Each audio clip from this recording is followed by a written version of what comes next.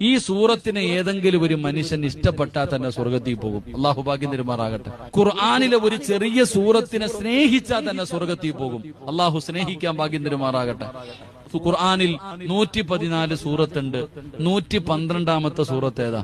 സൂറത്തുൽ ഇഖ്ലാസ്. ഈ സൂറത്തിനെ സ്നേഹിക്കണം. അള്ളാഹു ഭാഗ്യം തരുമാറാകട്ടെ.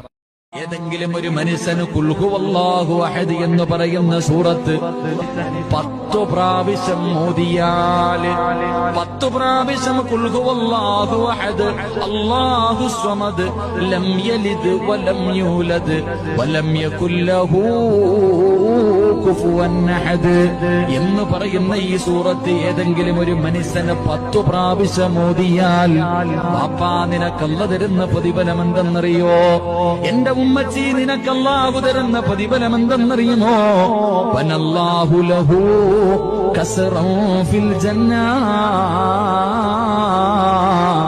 അല്ലാഹു നിനക്ക് വേണ്ടി സ്വർഗത്തിലൊരു കൊട്ടാരം അല്ലാഹു പണിയുമെന്ന്